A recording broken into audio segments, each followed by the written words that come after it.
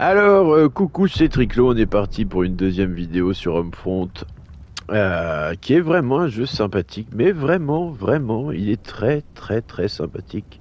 Après, je trouvais, après avoir vu Blade Runner 2049, que ce Homefront en mode, comment on dit déjà, post-apo, science-fiction, post-apo, un peu réaliste, un peu, ressemblait étrangement à Blade Runner 2049. Alors je sais pas pourquoi, je me suis fait cette réflexion, qui est très intéressante, ma foi, ça c'est de la grande réflexion.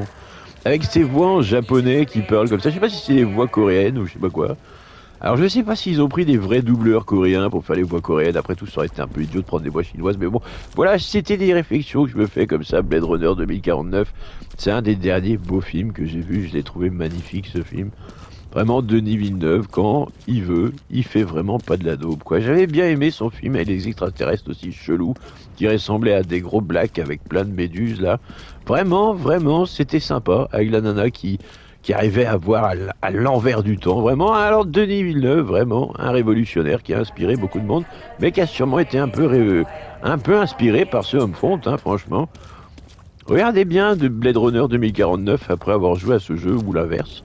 Et vous y verrez quelques petites similitudes quand même. Dans le côté décrépitude, un peu, tu sais, quand là, il y a Harrison Ford dans le truc orangé, il y a les vieilles tours, on sait pas trop à quoi ça marche, on sait pas trop à quoi ça sert. Franchement, j'ai trouvé ce Blade Runner 2049 franchement formidable. Avec ce combat d'IA contre IA, enfin, c'est pas vraiment des IA, c'est des espèces de cyborgs, ou je sais pas comment on les appelle. Mais ils sont vraiment fabuleux. Alors déjà que le premier Blade Runner m'avait fait rêver dans tous les sens. Vraiment, j'avais adoré ce film-là. J'avais pas vraiment adoré Harrison Ford parce que je trouvais qu'il butait des femmes à moitié. Il tirait dans le dos de la nana et tout. Je le trouvais vraiment pas cool dans le Blade Runner. Mais j'étais fan de Roger Hauer. J'ai toujours été fan de Roger Hauer. De son charisme légendaire. Franchement, si je devais coucher avec un seul homme dans ma vie, ça serait Roger Hauer. Alors je sais pas s'il est mort, mais franchement, Roger Hauer, Voilà, à c'est l'époque de The Isaac. Hitcher et On tout. est dans la merde ici, où est-ce que vous êtes? Et je Isaac, suis en on a train un de faire mon problème. On laïus va devoir là. se séparer. Tout le monde prend un émetteur. Avec un peu de chance, certains arriveront à quelque chose. D'accord. Bon, donc je disais, Roger Hauer, à l'époque de The Hitcher. C'est celle-là, cette espèce de brunasse insupportable. Je voulais dire J'ai blondasse, mais envoyé comme les elle est coordonnées brune. d'un émetteur sur ton téléphone. Oui, oui, t'as des grosses couilles, on s'en fout, vas-y, dégage. Elle me saoule, franchement, c'est le début des meufs insupportables dans les jeux vidéo. On est loin de l'époque J'y revoir un. Voilà, J'y revoir un, avec la petite Anya, qui remontait joliment, gentiment de l'hélicoptère après, et laissait les guerriers, les hommes, les vrais, les burner, faire la guerre. Vraiment, c'est ce qu'on aime dans le jeu vidéo. Alors, Sweet Baby Inc., vous pouvez bien vous faire sodomiser par un poney double monté. Vraiment, vous savez, les poneys qui sont sérieusement montés, on les appelle comme ça s'appelle Double Poney. Il y avait même une chanson de Booba qui s'appelait Double Poney. Je me rappelle, elle était marrante. J'aimais pas trop Booba, mais je trouvais que dans cette chanson, il avait vraiment un flow monstrueux, voilà, avec sa Ferrari, je sais pas quoi, monté comme un double poney. C'était rigolo. C'était l'époque du bon rap hardcore, vous savez, Al Capote, tout ça, avant qu'il fasse des choses, avant que Al Capote fasse des choses. Après, c'est devenu de comment on appelle ça, le nouveau rap là que j'ai pas aimé, la trappe ou la trappe technique. Bref, musique de dope pour Tarlouse. Moi, je suis hip-hop. Alors, on m'a dit, c'est pas le hip-hop que t'aimes, c'est la boom bap.